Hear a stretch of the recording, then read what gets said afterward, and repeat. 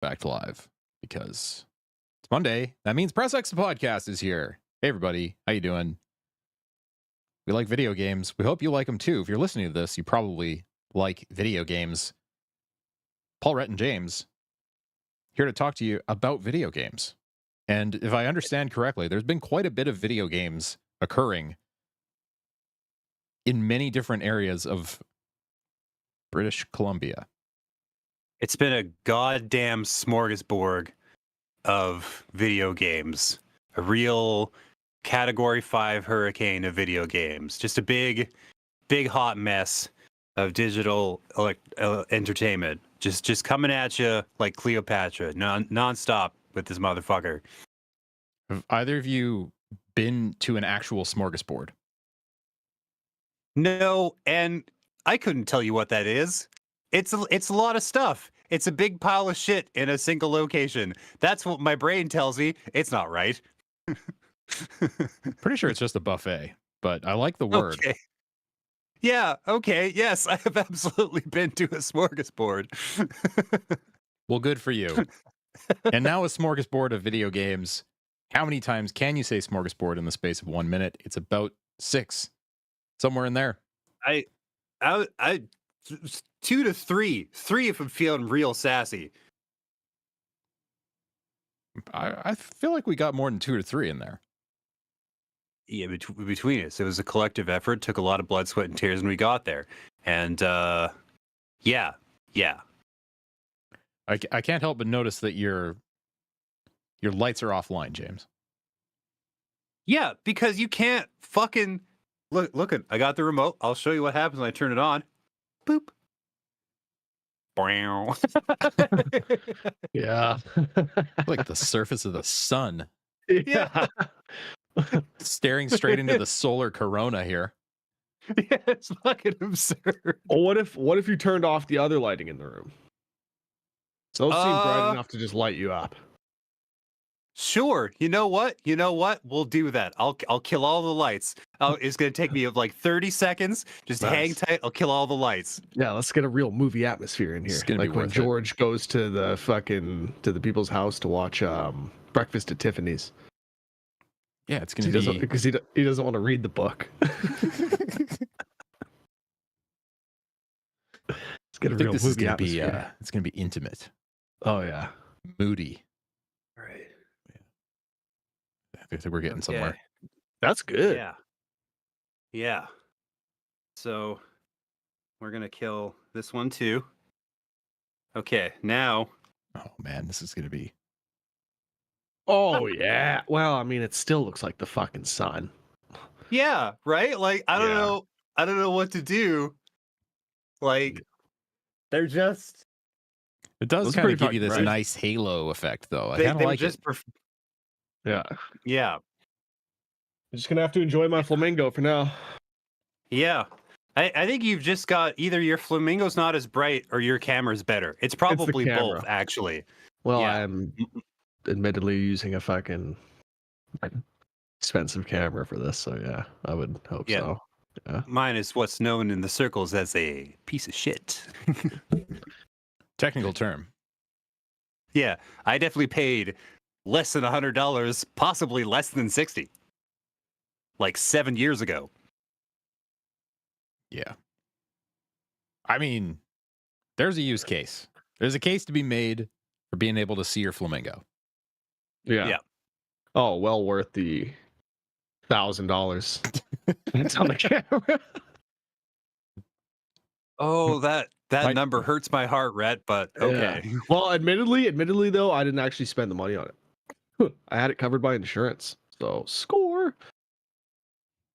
All All right. right. Well, that's a story for later, maybe. Yeah. Yeah. That's an an off my offline tail. sort of story. All right. Yeah. Yeah. Let's talk Okay. about video games. Yeah. Yeah. Who wants to go first? I have like 5 things. We went too long. Yeah. I mean, might as well be you. Yeah, you'd probably start checking some stuff off here, James. Yeah. Okay, so let's start with the one that was the longest to go, and thereby the least interesting to the people listening. Aiden Chronicle 100 Heroes. I covered this, and I'm going to be honest, I'm probably not the dude for the job, just because I don't have like a lot of history with these Suikoden series. Listen, I don't know how to pronounce the name of those games, and I'm never going to learn. So everybody listening can just, I guess, suffer with me in this space. I hardly ever played any of those games, and so there's a lot of like critical, not strictly speaking backstory, but like mechanical history and stuff. Like, oh, the systems that have been around in this like that franchise for like 2 decades, and like what's come back and what's new. What problems did they fix? What problems did they leave in? You know what I mean? Like, there's all this like extra shit that I just don't know anything about. But even so, without any of that under my belt, I will say I was pretty bored. Ooh. Oh, that's not a good word to hear. Yeah. Well, personally, I feel like it suffers from something of a pacing problem. And it's not any one specific thing that really does it. It's just a lot of little design decisions. Like, you have a hard inventory limit for your shit. So I think there's like 30 items you can have on your person at any one time. And then otherwise it has to be deposited like at your home base or whatever. And I understand that doing so imposes a sort of like a difficulty line. It sort of makes you strategize, right? We're like, oh, well, if I leave this behind, then then I'll be in trouble. But if I don't, then I can't make money selling this or whatever. But it also feels like old shit that we didn't really need to bring with us. Like, I would understand that being in a game from like 1998, for example, like when the first Suikoden. A Google search, yeah, Suikoden. God, that sounds wrong. Yeah. I know it's probably correct. It sounds wrong. Sure, yeah. Suikoden. Anyways, so back when the first one came out, a hard item limit made it didn't make sense, but we were used to it because I don't know, we were just punished more frequently by RPGs, and we were fine with it because we didn't know any better. But we do now, all right? You don't need that shit. And like stuff like that, and the fact that like you're constantly being interrupted by tiny little cutscenes whenever you like get to a new section of the same room in a map, or like different sections of the same map. Like, you are constantly like a dialogue exchange between like 2 or 3 characters sort of like takes you out of the space you're in, and like the camera changes and it sort of like, you know, zooms and whips about for a couple of seconds, and it's not like a long period of time, but it still felt jarring. And like it fucked up the pacing. Also, you don't move very fast when you're whipping around the space, which is frustrating because in cutscenes, you see people under distress who can move twice as fast for like comedic effect or whatever as you can at top speed when you're actually playing. And it's like you have to do a lot of like backtracking and running around. And there is no goddamn fast travel system, or at least not one that's unlocked in the first, 30 or so hours that you're fucking around in the game. And that feels like another thing that maybe we could have adopted here in the year 2024. But like the collecting all the different people and like messing around with their different skill sets and like building your cool little Castletown fiefdom, that's all great. It's just there's a lot of this like useless fucking baggage tacked on to be like, well, it's just like the games from back in the day. That's great. It didn't have to be. You could have kept the art style and the cool shit I just described and left all the extraneous nonsense in the 90s, you know? I mean, the entire time you've been talking about this game, there's been a gameplay video playing in the background. And the exact same Yep. thing is happening right now as when you started talking. It's two characters sitting around a campfire. It seems incredibly slowly paced. Yeah. Yeah. It's when things get going, they're great. Like there's your standard turn-based RPG battles. Then you have duels just between two characters. The mechanics are confusing, but they're fun and dramatic, so it's fine. And then there's like big war type battles where you have like you're controlling whole armies against another whole army, and you guys like bash your shit together, and it's great. You know, you're like taking territory and losing it, and like trying to defend a whole castle or whatever. It's cool shit. So there's a lot of good stuff here, and there's a lot of useless garbage too. And I feel like I would have said if you're a big fan of the series, you'll probably fucking love this. But I read a review, just a brief little thing from somebody who was a big fan of the series, and they did not love it. So I'm unclear as to who this game is for. I mean, I'm with you on the inventory limits. If you're going to put a limit, like, don't just make it an arbitrary limit. Like 30 items, that's not a realistic number of items for a single person to be carrying. Like if you're actually going to put a limit on the number of items, it needs to be like 2. You know, like how many Yeah, like pockets does 2 your or character 3 have? per person, and then like everybody has a tiny bit of inventory, and then so up to like 12 things, right? Yeah, but like if you have to suspend your disbelief anyways, because there's no way you're carrying around like 30 shields or whatever. Yeah, you're regardless not. of what are. kind of bag you're carrying. Yeah. Anyway. So yeah, that's something. But I'm sure there's certain Suikoden fans who are gonna eat this shit up. And honestly, the whole like gathering a team of 100 dudes, that's not bad. That's a cool system. I don't mind that. And the castle building. A lot of the like that's fine enough. 100 But heroes yeah, is the a good pacing number is of heroes. It is a great number of heroes. The pacing is borked though. I don't love that. So what do you score this thing, James? I think it was in the 7 range on cogconnected.com. I think it still sits there as long as we understand that 7 is a sort of holistic, powerful number. And the reason we have a 4-point scale is because so many things sit in the vast fucking Elysian fields known as the number 7. That it is a great space that many things can occupy in many places. Well,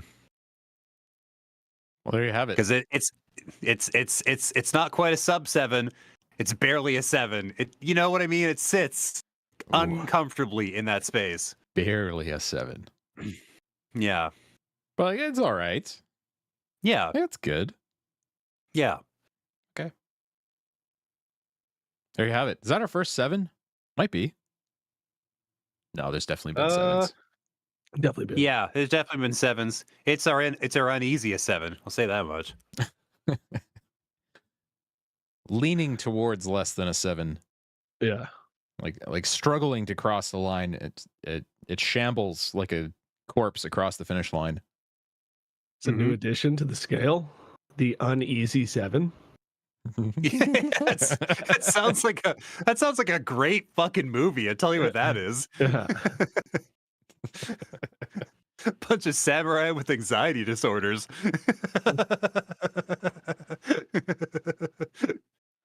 I like it. I'd watch that. Yeah. Mm-hmm. Yeah. Well, I Right. think that's implied that you can add any adjective you want to the number 7. And that's fine. It's still a 7. It's still a 7. Dress it up any way you like.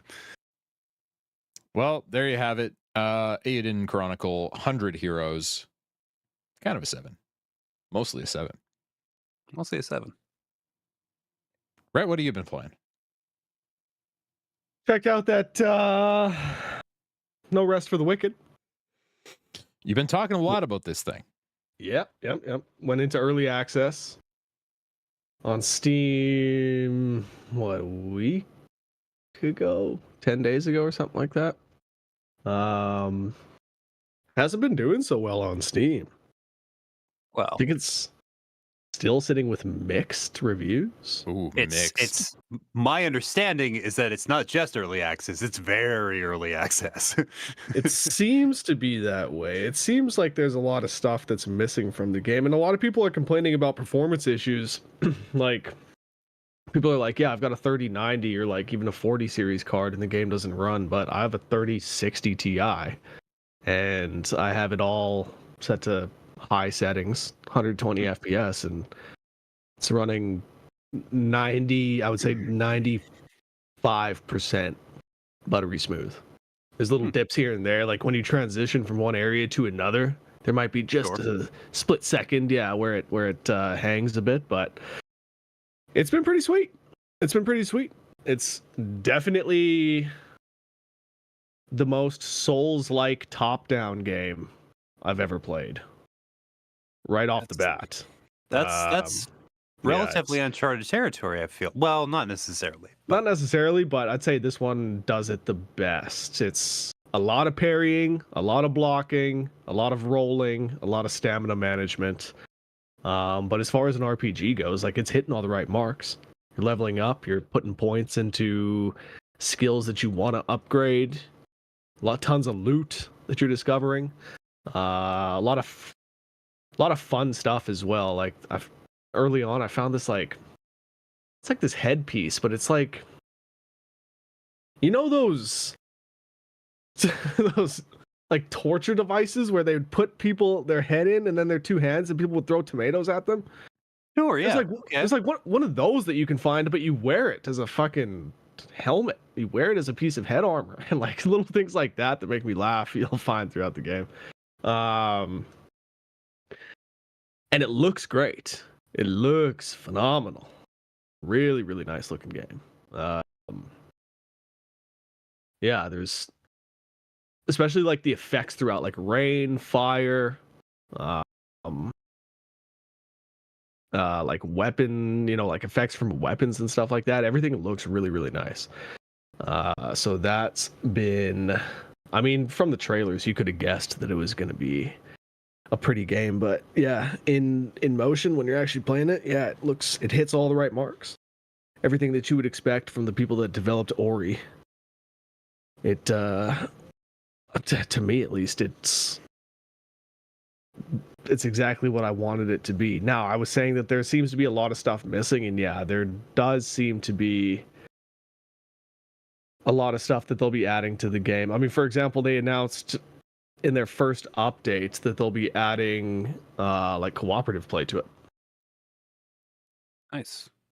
So that should be fun. I'm assuming it's going to be 4 players, but we'll see. It certainly could be a 4-player game, so it kind of plays like a modern day Gauntlet. I was gonna say, I get Gauntlet vibes. Yeah. Maybe that's what they're going for. But yeah, beat the first boss. It was this big ass like spider thing that took up almost the entire screen, and its attacks would definitely be taking up the entire screen, and you'd be rolling and dodging and et cetera, et cetera. Everything that you would expect from a Souls-like game is there. Yeah, it's been pretty good. Oh, Sure looks good. That's wonderful news. Yeah, the Moon Studios, they've definitely got the art team on lock. Mm-hmm. Yeah.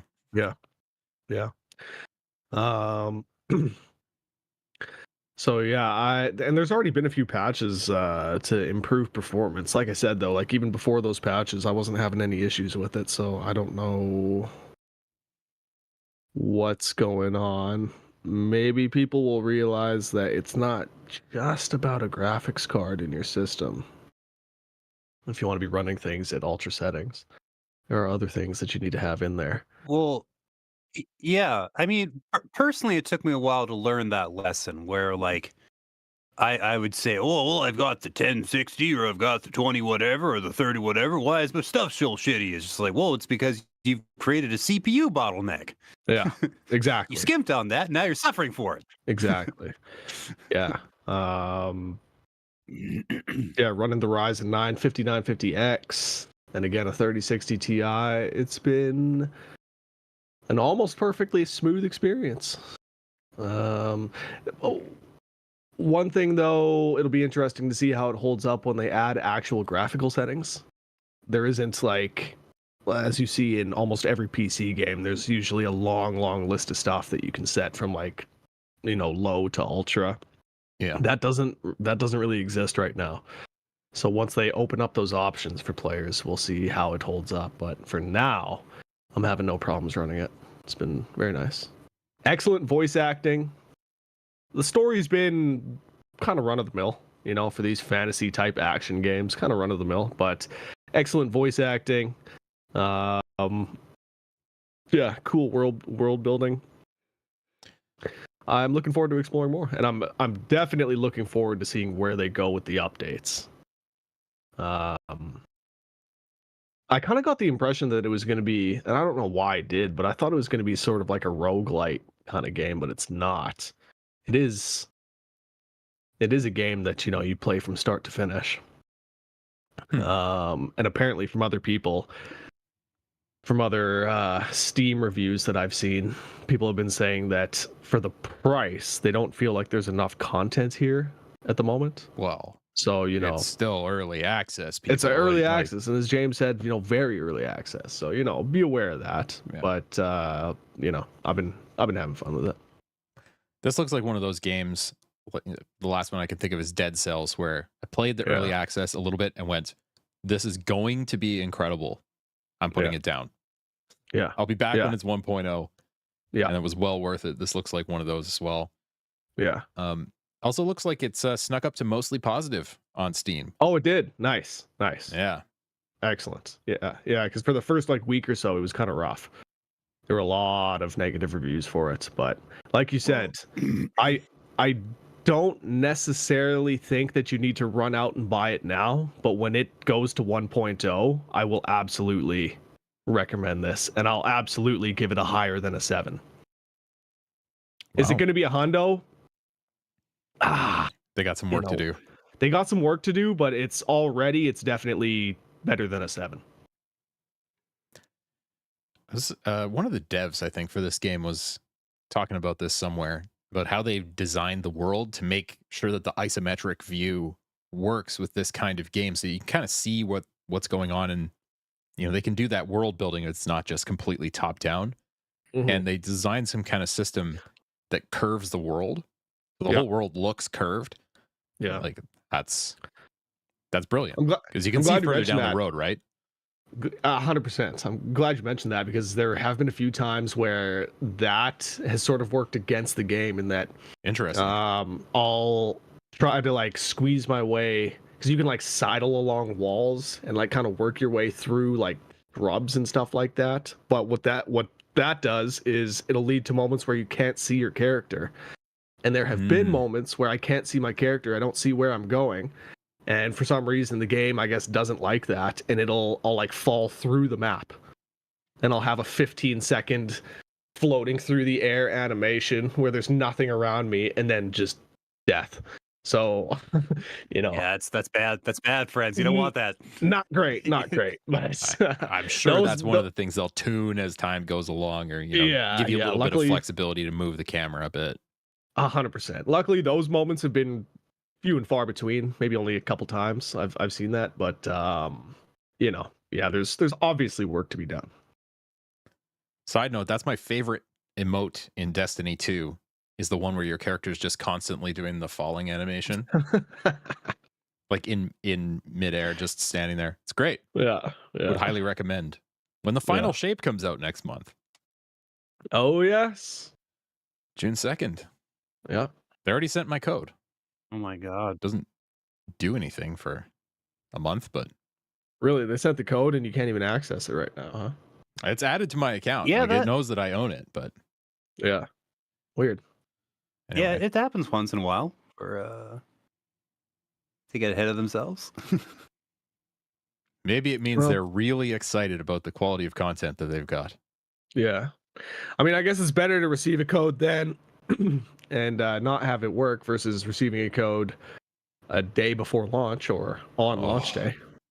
Oh, Yeah. Don't get me started, man. Yeah. It can be dark times sometimes. Oh, yeah. And there's pressure. You got to get something up. You got to write something down. You got to play this thing for Yeah. 27 hours straight. Yeah. Anywho, James, you said you got like 900 things to talk about. Why don't we kick it back to you? Oh my God. Okay, so next up, I'll quickly talk about Topspin 2K25. This is another one where I feel like maybe was it supposed to be me that covered this one? Because I don't know. It's one of those things where like I see the vision. I understand what they're going for. I understand what they're trying to do. I understand the shape of the fucking thing, even if it doesn't hit for me this like it does for other people. Because basically what Topspin 2K25 is like 2 or 3 different modes to get you good at playing their version of tennis, and then just a sort of arena where you play their version of tennis. So you can do like the academy where you train with John McEnroe. You can do the like exhibition single player matches. And then there's like the online. And the first two are they're basically just to train you to get good enough, or my career mode, yeah. So there's the exhibitions, there's the training, there's my career mode, and all that is just training so that you can play as good as you possibly can for the online matches, because it's all just the same game of tennis every time, every mode, every version, right? And it's just like it's a slim, compact, narrowly focused product, which I find fascinating, even as I don't engage with it as much as I should. Because it's just you mastering the shots, mastering the timing, the directions of them, the slowly building your stats. Yeah, it seems like the whole system is really expertly crafted and put together to make sure that if you want to get really good at this topspin version of tennis, you can fucking do it. Congratulations, dude. You're now a sports gamer. Welcome to sports games. It's all the same game. It's okay. That's fuck, man. Okay. Yeah. Yep. It's all training to get good enough to play online. Yeah. Which like great. If that's what you're going for, if that's the package you're trying to put together, that's a product you want to sell us, fantastic. You did a lovely job. It all adds up beautifully. It's great. But yeah. Is that what sports? It's it. I guess that's what sports games are. Okay, that's cool. I mean, some of them might have more modes than that. Like, how in depth is my career mode? Do you take a tennis player from like it's not birth to you greatness? You do. You whip somebody up in the character creator.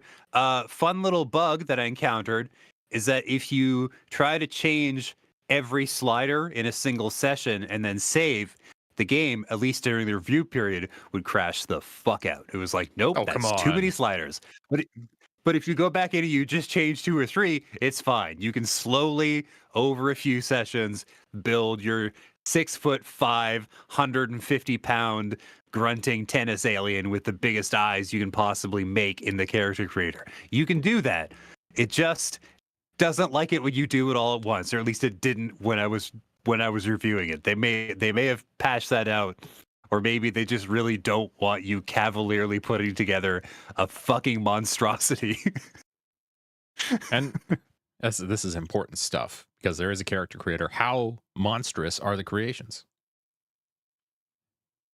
They're part of this might be just down to like my fledgling skills when making monsters, but I couldn't get them too weird. Get them a little weird. You can get their eyes pretty big and kind of like going in different directions, and like you can like, will you deform like the cheap and quick and dirty way to do it if you want to make a really fucked up character in any game is no middle sliders. All right, it's either all the way to one end, all the way to the other, every time. Nothing in the middle ever. So you can have like certain parts of the body pointing this way and certain parts pointing this way, and like shit's all like big or like jutted or like tilted or like sunken in.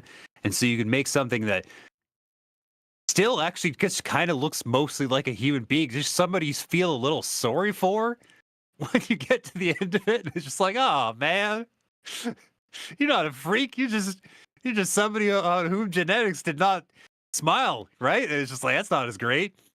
But you can do, they shower custom clothes upon you when you like, you know, anytime you perform certain achievements or like certain victories or make certain progress through my career mode or matches and shit like that.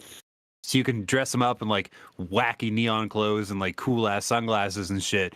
So you can make a real weirdo, but like not like the kind that don't let outside, you know. But I'm sure somebody out there could do it. I just could not, in the time I had, figure out how to make, again, possibly because of the little crashy bits that would happen once in a while when I tried to do too much at once. That's a real shame, honestly. Because, I mean, nothing really rustles my jimmies quite like seeing a character creator pop up and then trying to see just how deep does this rabbit hole go? Just what kind of ghoulish swamp monster can you pull out of these sliders?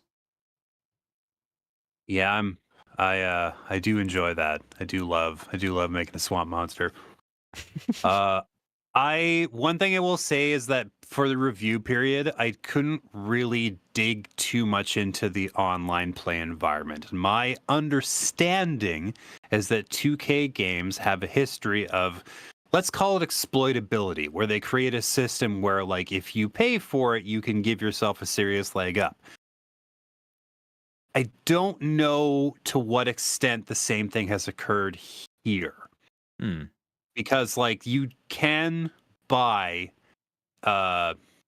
experience boosts.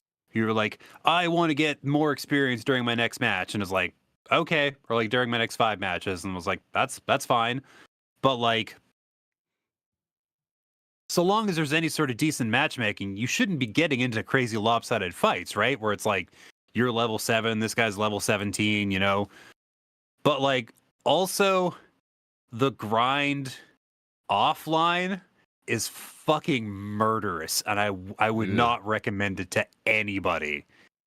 If the only way to get experience, in my opinion, that doesn't take 40 fucking hours is to go online. Because, like, when you start with your character created character, all your shit's at like 30, and the max is 70. And you will encounter players just like the most of the pre-created pros that you will fight and, you know, get in matches with offline have way better stats than that. So you either turn it down to like baby mode so you can win some matches, but they don't really give you any experience for that, or you can go into the fire and like try to eke out a couple of wins. And do you get points for participation? Does everybody win? Is this a medals for all situation, or you have to win to get points? Not offline, not really. Like, if you get experience, it's like, again, piddly shit. So, like, really, you got to go right to the fires or not. Like, offline is strictly for training and practicing your techniques. Like, there's no, unless you're willing to do it for like a couple dozen hours, there's no meaningful progress to be made there. That's too bad, man. It's annoying, but again, without playing a lot of the online, which I haven't been because I've been doing just fistfuls of projects for the last 2 weeks, I've had no time to go back and do a sort of post-mortem.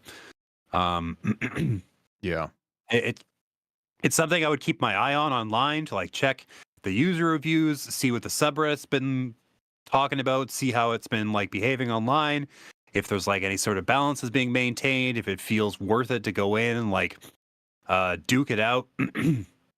Because like we haven't had a topspin tennis game since like 2011. This is big shit. If you've been missing the game of simulated tennis, man, this is fucking awesome news. Mm-hmm. Yeah. I mean, at the same time, though, it's like anybody who listens to this podcast knows Rhett's feels about MLB The Show. And that's something that game does really well. It like gives you lots of options for how you want to play baseball. If you want to go through the career mode, there's lots there. If you want to play online, obviously that's a very robust mode. But there's also the historical stuff, like they've been doing the whole Negro League story for the last couple of years in the show. Like that's a big miss in a game like this to not, take you through Andre Agassi's career or Serena Williams' career, like start to finish. Like, Or why would you not do that? McEnroe. That'd be so easy to put together. Yeah. Yeah, it does feel very slim, very narrow. It does feel a little skinny compared to like some other sports game releases. Is there a content plan or is this it? I know they have plans for more tennis stars you can get access to. Ooh. Like they'll put more characters in and more like arenas and shit like that. Some more like that kind of content. I don't know if there's going to be anything meatier than that. Well, it sounds like this is kind of leaning towards less than a 7, but you can tell me. Yeah. I think unless the online, I think it depending on how the online plays, it's probably a sub 7 experience. Just because like the offline is such a fucking savage grind.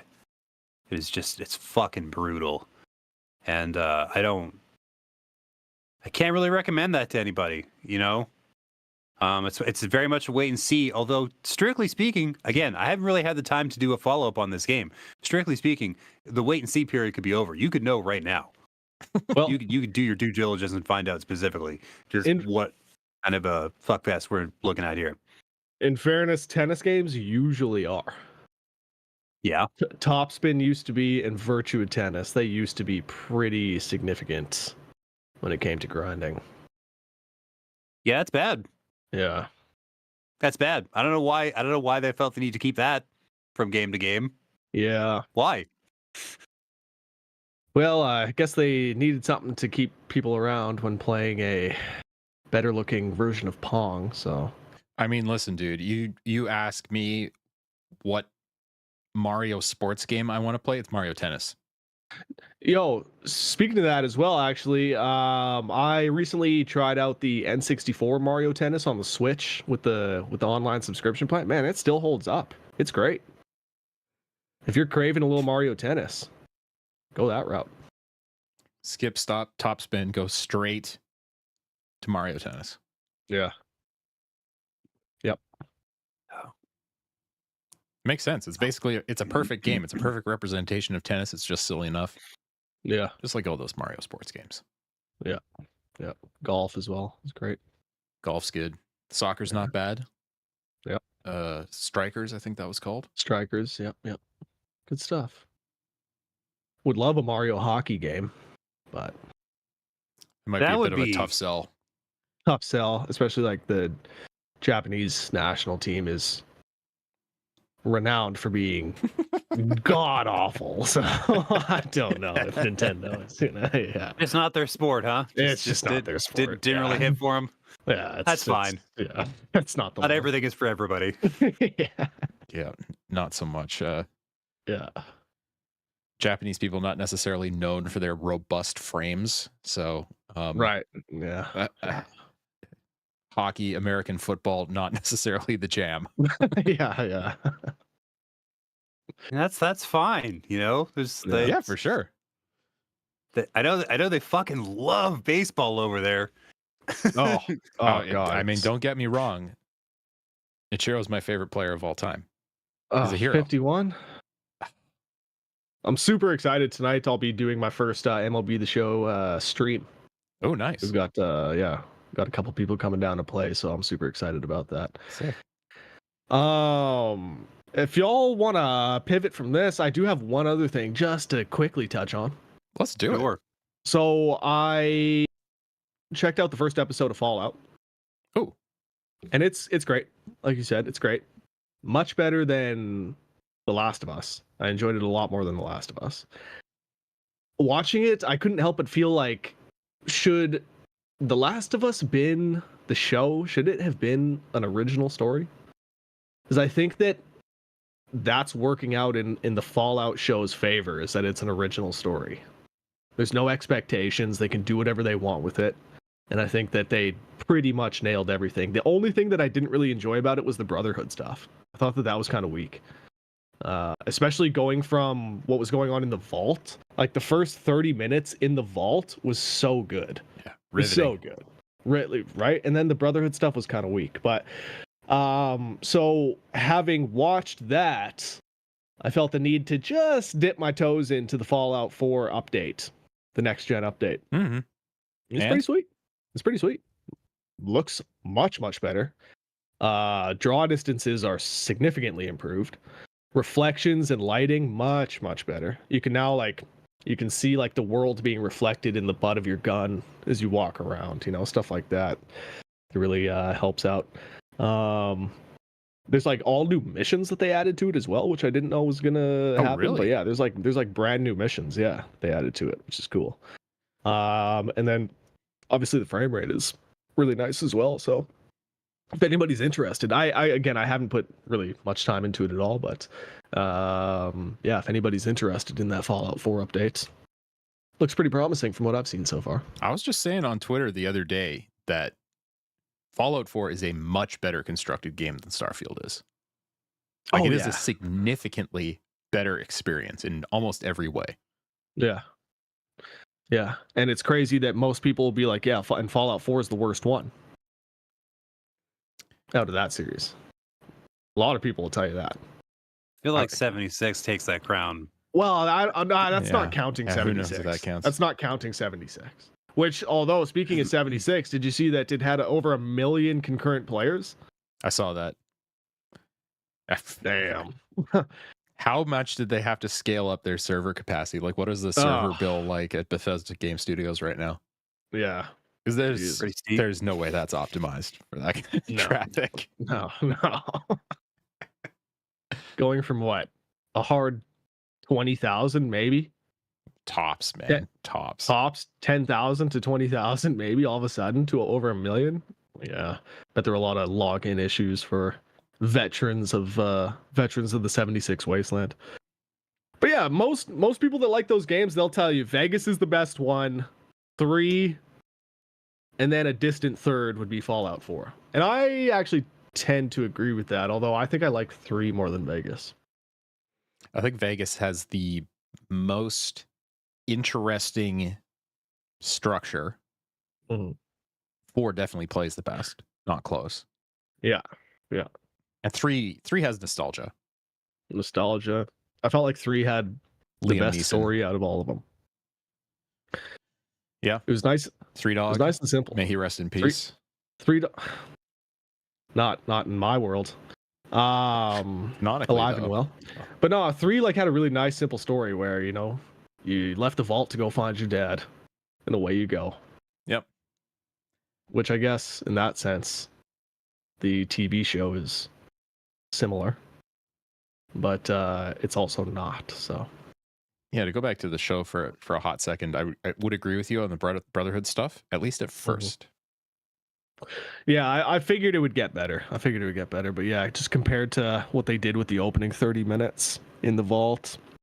Yeah, it wasn't crazy how they kind of framed the Brotherhood as religious zealots, sort of. And that's really not the vibe that I get from the games. Exactly. God damn, how about that Walton Goggins though? Right at the end there. How good was that shit? Oh, he's fantastic. Like, yeah. How? Phenomenal. Yeah. So I'm looking forward to seeing more of that. Awesome. Yeah, I would for sure go back and play Fallout 4 again. Especially with all the mods that are out there now. Like, there's tons of quest mods and things that make the worst parts of Fallout 4 much more tolerable. Yeah. They either extend the main story or make it make more sense or give you other things to do so that you can ignore the stupid "my child is missing" story. My God. I mean, if you're gonna go the modded route though, play 3. I'll send you the Yep. link because there's this mod pack that somebody put together that's like, I think it's like 300 plus mods that essentially make the game as modern as Fallout 4. Everything that was better about Fallout 4 they put into Fallout 3, and then of course they improve, you know, fidelity and textures and Yeah, please. just everything across the board. Yeah. Yeah, I'd love to go back, take another look at all that stuff. Yeah. Because God bless them, I want to love Bethesda games. Every time I sit down and play one, I want to fucking love it. Yeah. Starfield really is. Oh God, it's so bad. Starfield broke the spell, man. Yeah. Wow. It makes me That sucks. real worried about Elder Scrolls 6. Good Oh. God. Jesus. Yeah, that'll be interesting. But yeah, keep us is- up to date on how you're doing with Fallout. I mean, I just loved it. Yeah, you finished it? Yeah, it's really, really good. Cool. But yeah, you were talking about The Last of Us. I think you're right. Like, an original story there might have done them more favors down the line because they're going to run out of content Yeah. pretty quick Yeah. and then be exactly. forced into that we've got to write it on the fly kind of situation. Yeah. Do they just I think the numbers are probably too good to just end the show after the second season. So For sure. But would it have caught fire as much if they didn't have that powerful story to go off of?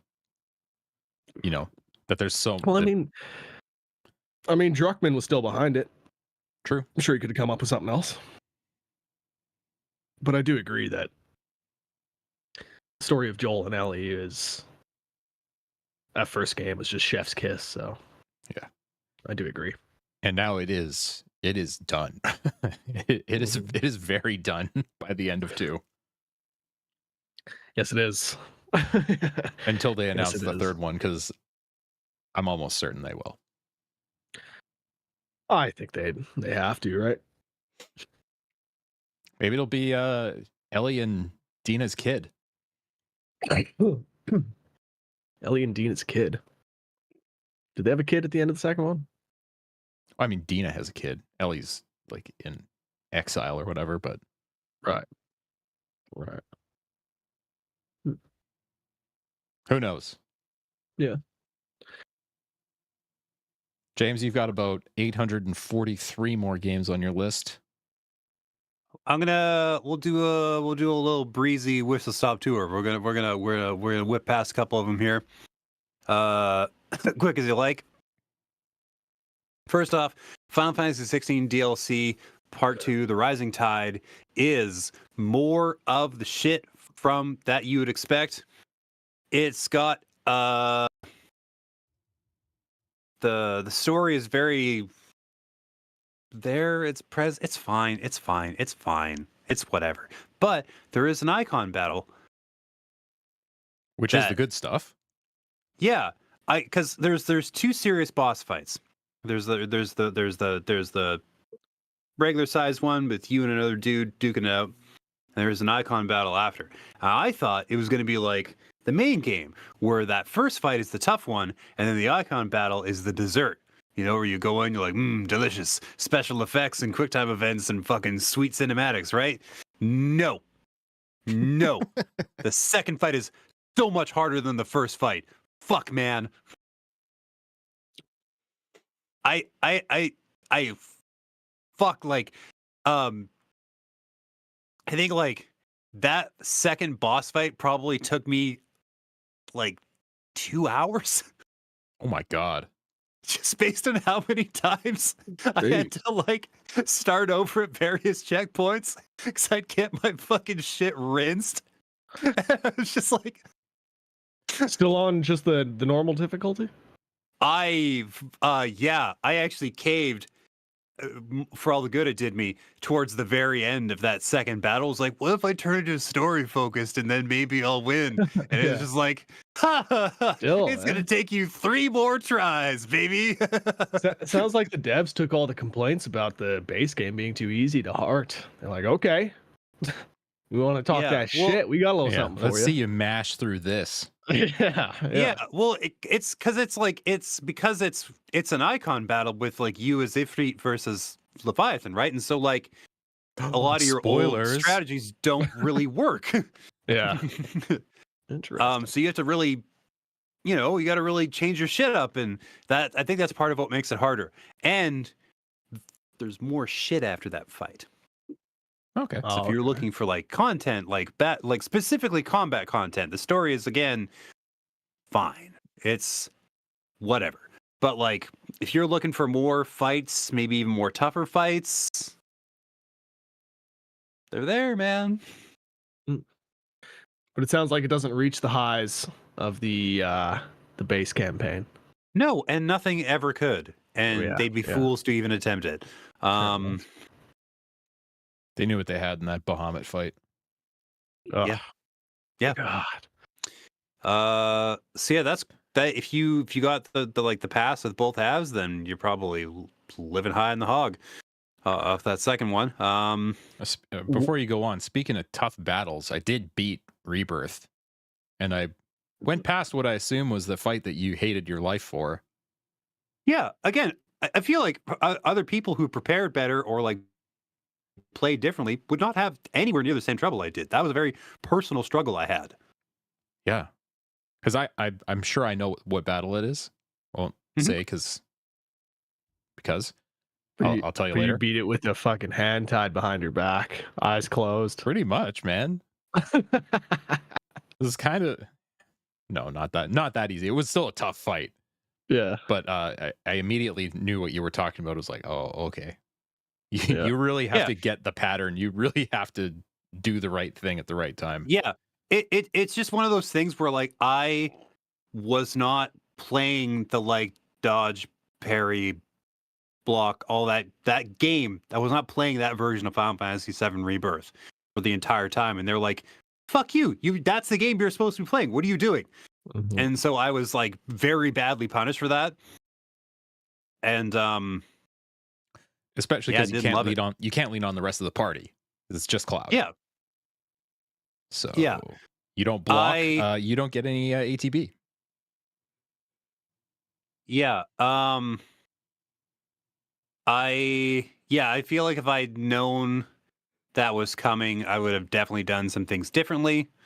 Probably would have done a little bit of grinding, done a little bit of preparation, maybe made sure that my defensive stuff was on point. Maybe if there's any like materia I could equip to like widen some like timing windows for like perfect dodges and shit, and then throw that in there.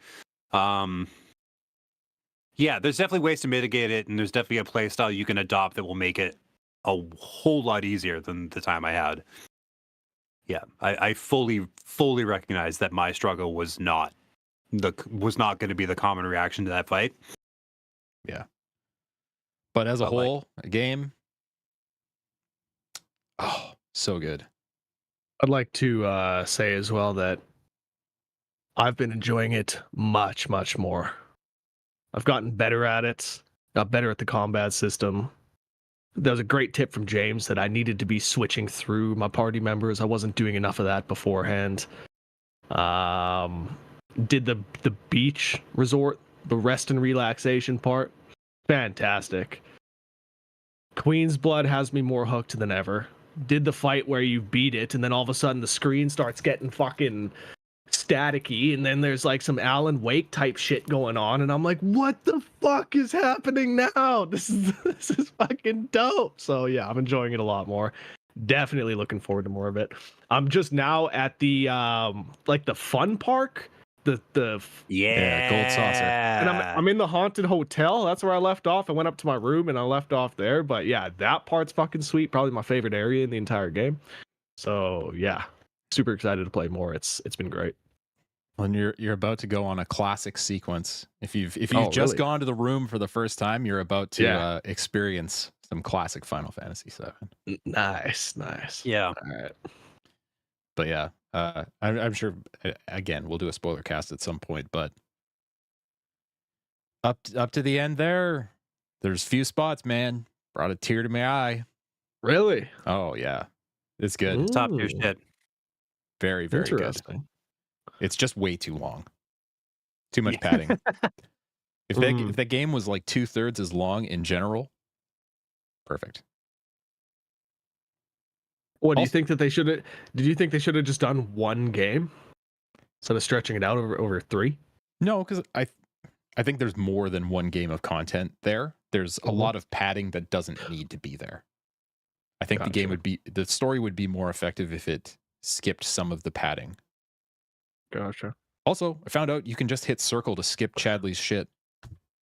Oh, really? Yeah. They must have patched that in because you can now just hit circle and it buttons through his Just skips it nonsense. all. Yeah, good to know. Thank you. Yeah. Thank you.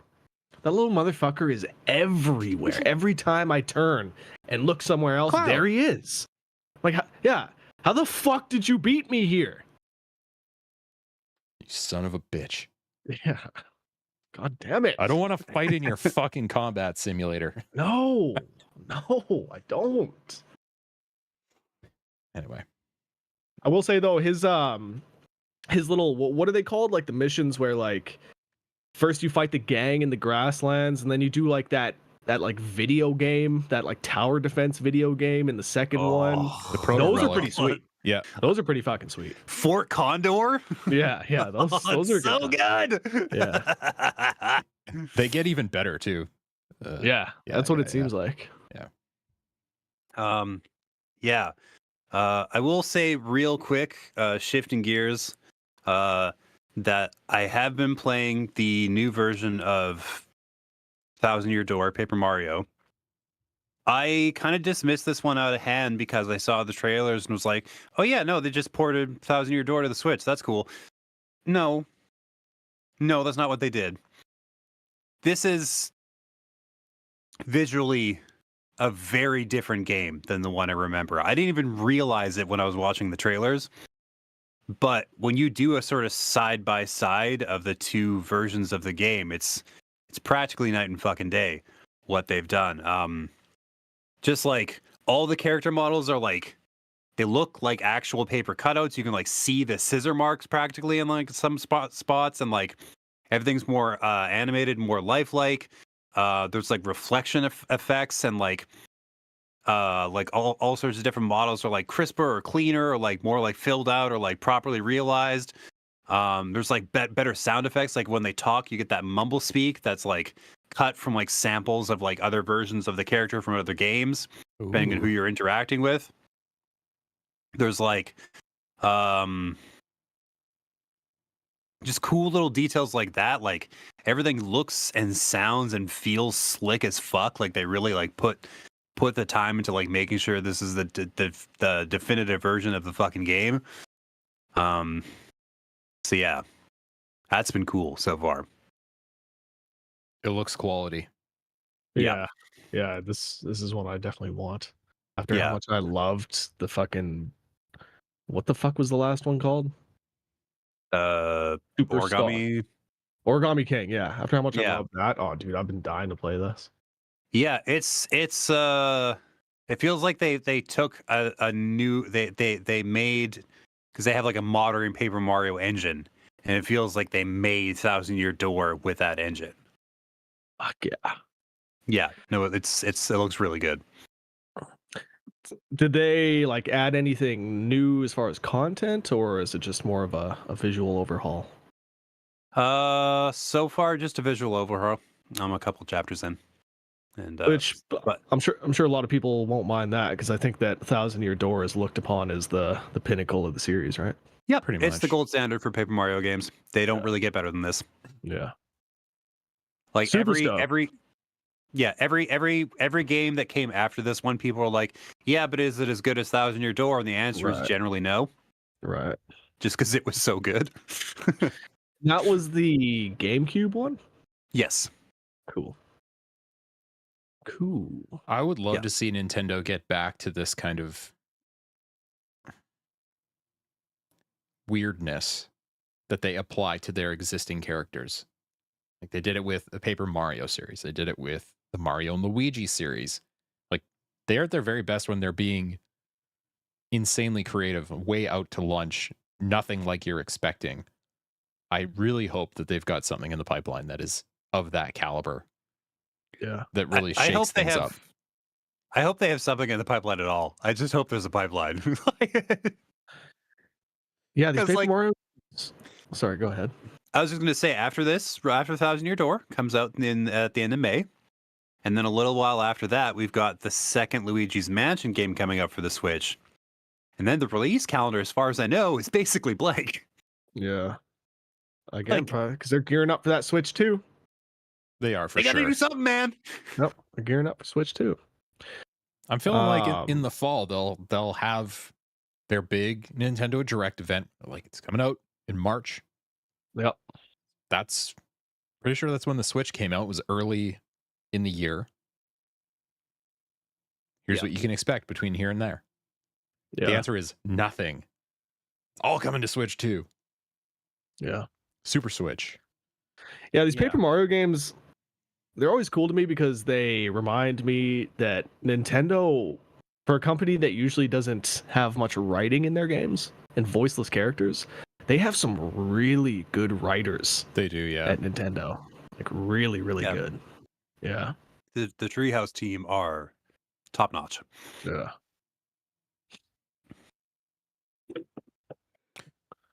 What else?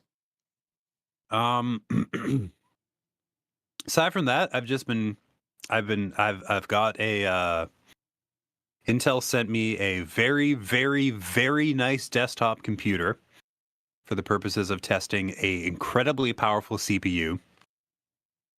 So powerful, in fact, it feels silly to even grade it when I do get down to it, because it's like, well, it's the best.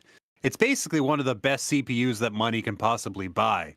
And they paired it up with the nicest graphics card in the market. So yes, if you're looking for the best possible version of the computer experience, you could do this one. It's like, is it good? Yes, objectively, it's good. It's objectively good. That's all good, but talk to me about what everybody really cares about. What does the case look like? What's the RGB like? I found out it's meant the model I have is manufactured by a company called Technoid, and they make these big, huge. They have a whole line of like white cased ones with like the big glass door, and everything that can be RGB lit is. So that means the fans. That means the fan attached to the CPU. That means the RAM. All that shit is lit up. There's something at the top of the case. I don't know what it is. But some shit plugs into it. It might be more fans. I genuinely don't know what it does. I know it glows red and angry when you run something that the machine doesn't like. Would you like to guess which game it was that got the computer to actually get loud and mad at me for like trying to run it? Minesweeper. Starfield? Both wrong, but you're getting in the right direction. The answer is Another Crab's Treasure. Is that that Okay. one? Is that Souls-like crab game? Yes. Yeah. Yes. Yeah. It's not a very labor intensive game. It's baffling. Yeah. That was That's I guess what it is you though. I think. guess it is. yeah. Yeah, I guess it is actually like super poor. It's like super poorly optimized or something, because it like the whole machine was like red and loud and very mad at me. And I also tested Jedi Survivor, which is like way harder to get to run at 60 frames. How And good it does that came- game it- look with all the ray tracing on and all that stuff? crisp as iceberg lettuce, man. Just fucking The crispest kind of lettuce. yeah, just crisp and slick and beautiful and basically perfect. I I I will admit, when I was installing it, there's this thing it does where it's like, we're just optimizing game files, and it's like, oh nope, fatal error, and it died. And it was like, that's not a good sign. And I tried again, and after a long period of optimizing game files, it was like, well, now it's going to run completely perfect. What do you say? Yeah. How about we compile the shaders for about 5, 6, 7, 8, 9, 10 minutes? Yeah, Love it. yeah, and then it comes out greasy. It's so good. But yeah, another Crab's Treasure was just like the one time I've seen it get mad, and I've done video editing on the thing too, which is like, if you want to program to test the upper limits of what any computer can do, DaVinci Resolve is that program. It is indeed. It is indeed. Yeah. In exchange for being free, it wants all of the resources your computer has to offer. Yeah, it's you're really not doing anything else if as soon as you tell it to export at 4K. It's like, no. Oh, depending on the machine you're using. I've tested a couple this year where it's like, oh, that's fine. Did you want to like watch a video or something while you're doing this? Yeah, go for it. Really? I wouldn't play a game. Well, oh yeah, I wouldn't play a game while you're exporting a 4K video file. But you can for sure like browse the internet or like, you know, watch a video or some shit. It's fine. And it also takes like 5 or so minutes, maybe 6. I exported the video for my Topspin 2K25 review. I did it once. I was like, oh, nope, that's the wrong score. I have to fix that. So I went back, did it again. The entire process took 15 minutes, exporting it twice. I might have even done it 3 times just to make sure that I got like some of the titles to look correct. I was like, no, I don't like that. We're going to go in and fix that. So I just did it one more time. I mean, why not? Yeah. It was so fast. The only thing I haven't done that's like super labor intensive is convert video files, which is a gauntlet that very few, if any, computers can come away from unscathed. That is the gold standard of like shit you should not be making a machine do under any circumstances. Yeah, the kind of thing that nobody designs for. Yeah, where it's just like you have a 4K video file. I need it to be a different kind of 4K video file.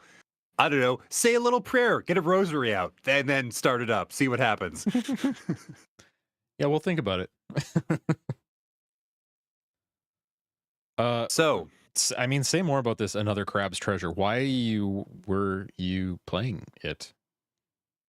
oh, well, when I test things, when I test hardware, I get pretty loosey-goose. There's a couple things I run every time. So far, Forza Horizon 5 I run every time, because I'll take any excuse to play that game for another couple hours. Greasy, of course, just heads up, just came out smooth as butter. I do Destiny 2, because it's free, the base game. Playing that free version of that is really frustrating and weird, but it ran great. Yeah, they've 'Cause you they've get this, taken out like- basically all the free stuff. Like, I'm pretty sure you can't even play the base missions anymore. Yeah, basically, if you fire up Destiny 2 without paying for anything, you get this like previously on, which yada yadas every expansion and the base game that came before it. Like, okay, now go to the tower and I don't know. Yeah, you're fighting this thing with these things. They have these things. You have to capture these things. It's like they just drop like all this lingo on you. It's like, well, what the fuck was that? Yeah, it's an incredibly confusing, frustrating experience that I recommend to absolutely no one. But it's a great benchmark test because that's an online connected game And with some boy, reasonably is that intense shooting resources. Yeah, feels great. Feels great. Looks good. Top shelf shit. Bungie should be doing something else. Than this. This feels like a drain on the resources. So I was testing some things, and because I put Game Pass on every PC that I run, and I noticed that they had some shit. So I ran Diablo 4, and I ran Forza Horizon 5, and I saw another Crab's Treasure, and I was like, well, I heard about that. That looks good. So I'll try that. And it's cool. It's a cool, cute, simple, fun little Souls-like where you play as a crab trying to get their shell back because some asshole's taken over the tide pools where you live and is starting to charge tax. The tax here being microplastics. Yeah, it's a cool, fun game. It's on Game Pass. Great. I highly recommend checking it out. It's good shit. There's cool shit. There's cool shit on Game Pass recently that I'm pretty happy with. 100 yeah, Heroes for some reason, 100 Heroes is on Game Pass apparently. Yes, absolutely. That one. There's a bunch of shit that under recently added that I highly recommend people check out. But yeah, another Crab's Treasure. Way more intense than I thought it was going to be in terms of like CPU demand. Battle for Bikini Bottom Rehydrated is on there, Rhett. If you want to have another crack at that. Should we do it? Take Let's another see, bite why of not? that apple. Is there co-op? Is there co-op, and can Hold you on. play as Squidward? Please hold. Yeah, that'd be nice. Ooh. No co-op? Play as SpongeBob, Patrick, and Sandy. Pass. Yeah. Pass. But is there co-op? Multiplayer for up to 2 players. Horde mode. Okay. Yep. Okay. Yeah. Well, So, fucking Manor Lords is out, which looks fascinating. Another Crab's Treasure is on there. Jedi Survivor is on there, which I was testing out. That's pretty sick. Jedi Harold Survivor's Halibut. on there. Yeah. That's the new one? Yeah. Shit. Okay. Good Yeah. to know. Yeah. If Orcs Must Die 3, which I quite enjoyed the one that I played for review several years ago. Please don't ask me the full name because I simply don't remember it. It's not important. Unchained, honestly. Reloaded, something. It's got some goofy ass name. It was fun. Yeah. Yeah, so that's generally Game Pass is my friend when it comes to testing high end PCs because like I don't buy games when I don't have the hardware to play it. So I don't just have shit on deck, right? To like and test out these there's enough machines. high-end games that are Microsoft published that are always on Game Pass that you can get by. Yeah. You put Forza Horizon, you can put Gears 5, Halo, there's stuff.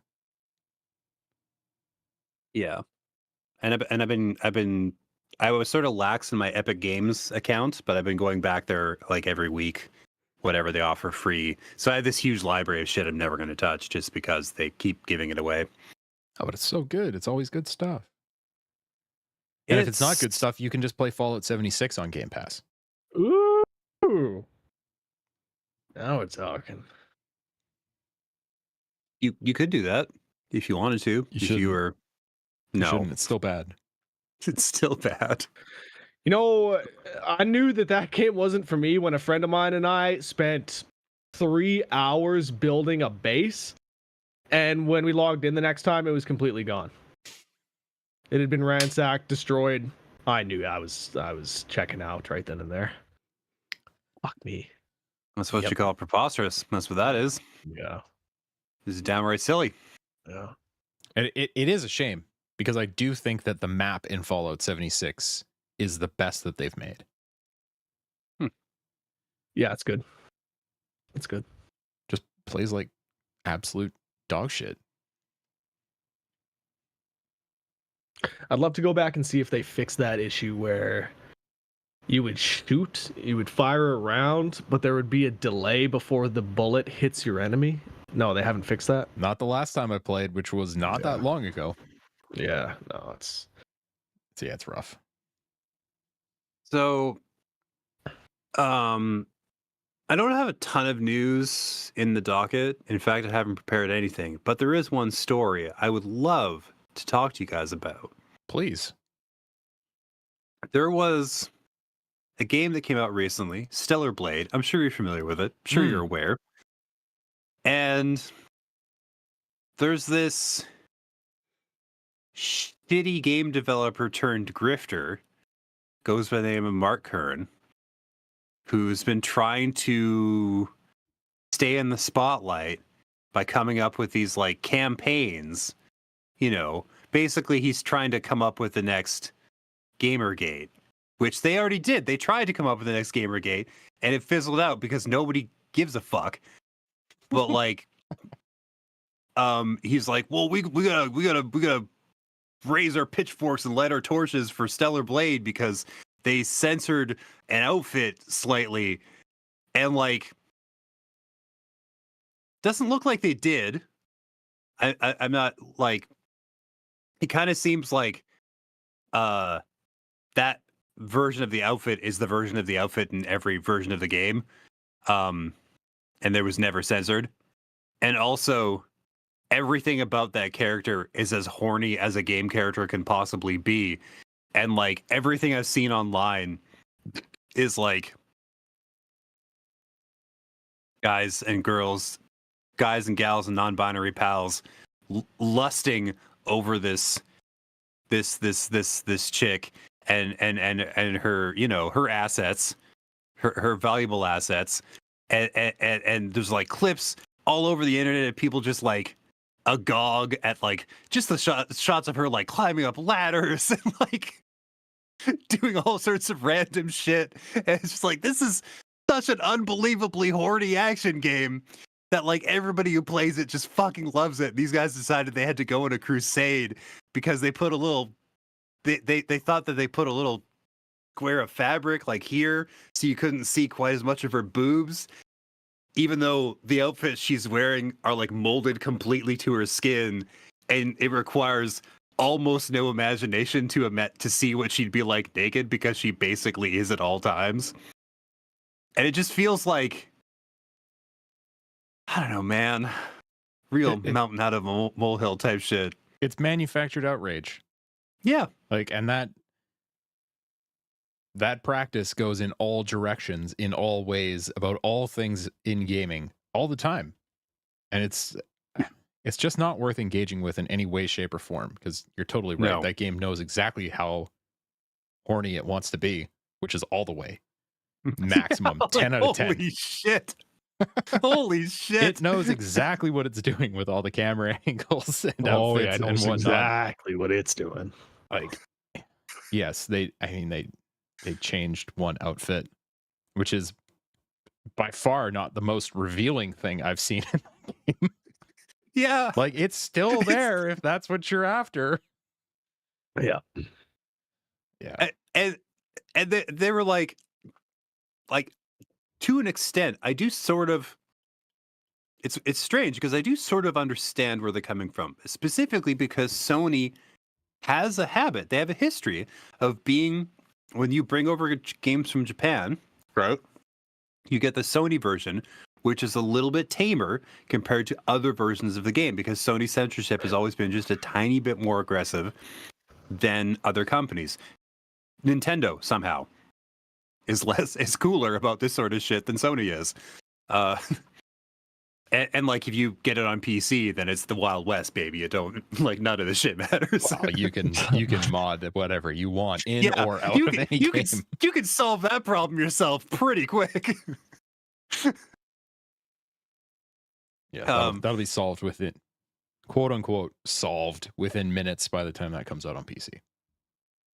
Yeah, but so like, I understand Sony has a history of doing this, but like, generally speaking, it's been very minor stuff, and like never really gets in the way of how horny the game is, unless, I don't know, unless the game itself is like really fucked up and kind of problematic in the first place, and they're just kind of like trying to band-aid solution that, and you know, not succeeding, of course, because how could they? But like, when a game like Stellar Blade really wants to be horny on main from start to finish, there's not really anything they can do to get in the way of that, aside from not release it on their platform. But they did release it, so I feel like they won, you know? Like, And by all accounts, it's a pretty decent action game, all things considered. Yeah, I bounced off the demo pretty hard. I think I have I have a lot of gas in the tank for certain kinds of action games like that. Like, there's basically a spectrum of Devil May Cry to Dark Souls. And for me, for some reason, it's got to be way closer to Dark Souls than it does Devil May Cry. And the closer it gets to this end of the spectrum, the less I give a fuck about it. I don't know what it is. I can't put my finger on why, but like with my experience, anytime I play a game like that, I'm just like, I don't know. I bounce so fast. And it's just me, you know? Yeah. Oh, it's totally cool to have your tastes and your stuff that you like. But yeah, what I said last time is this game will be cool if they're able to put together a story that's decent and have some character development and keep your attention with the gameplay evolving along the way. And it sounds like that is fully not the case. It is what it is. The characters are mindless shells designed for one purpose and one purpose alone, with no development and no real story to speak of. But so I don't know.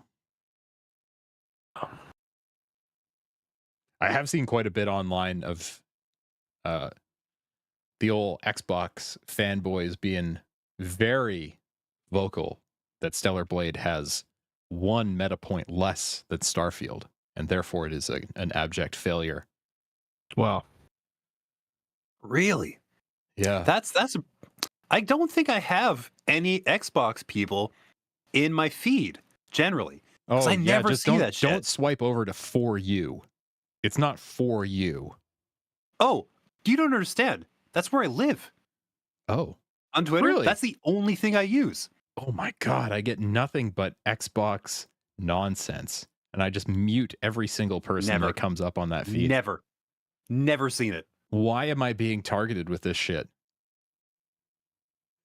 Well, you cultivated an algorithm back in the days when you didn't realize you were doing that. And now you are quite literally reaping what you've sown. Also, I sling shit at Starfield like constantly. So yeah, okay, there's that. That's probably why. For my entire For You feed is comedians, artists, sex workers, and political firebrands. So you get people, you know, drawing attention to the plight of the Palestinians. You get people promoting their live show. You get people talking about like whatever project they're working on. You get your pussy and bio people, you know. Yeah.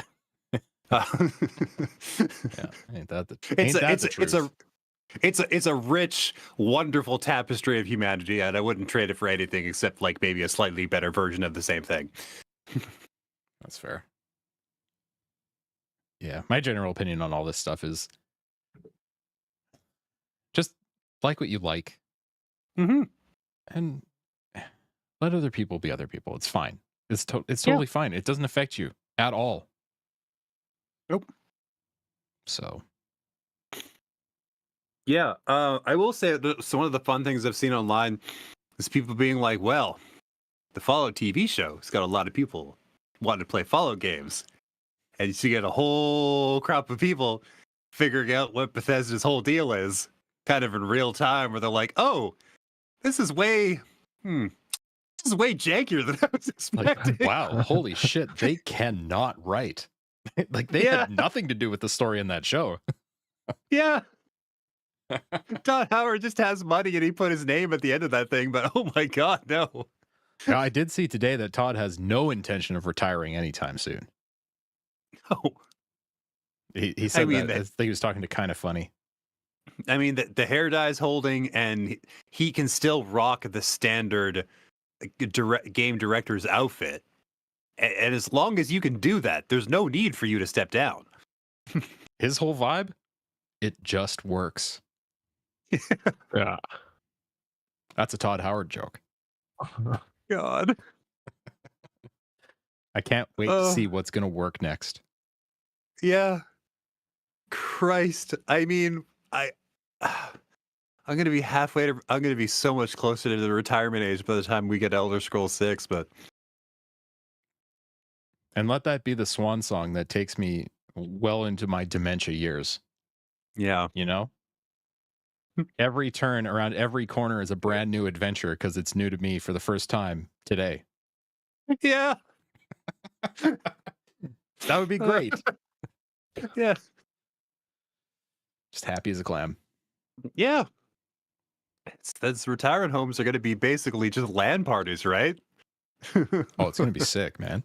Yeah. All your buds are there.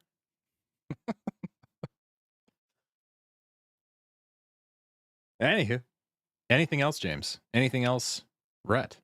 Anything else, Self? Yeah, I feel like the news cycle, at least on my feed, has been mostly dominated by Stellar Blade and Fallout, and we've kind of covered those bases. There's been no big conferences, no like, none of that wild shit happening. Yeah. Well, hopefully by the next time we chat, I'll have some more stuff to talk about. Finally, crack into something else. I've completed Chadley's grand adventure. Yeah. Hey, maybe now you could finish Final Fantasy 16. It's not a bad idea, actually. Jump back over there, Oh, that's mainline it. Yeah. I mean, goddamn, you're crying during Rebirth. You're gonna be weeping during 16. Yeah, you're not far off. You're gonna be able to get across the finish line and really, Yeah. see what it's all about. Can't wait. I'm gonna ugly cry.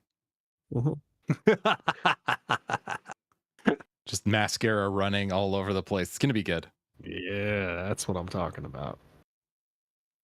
All right. Well, I think that's going to do it for us for today, for this fine Monday, April the 29th. It's been Press X the podcast. It's that podcast about video games. If you want to see the stuff we write, you should go to cogconnected.com, cogconnected.com. Don't get it wrong. That's not the same site. Don't ask me how I know. Yeah. That's it. We just don't do it. We know. Yeah. Yeah, just don't do it. Yeah.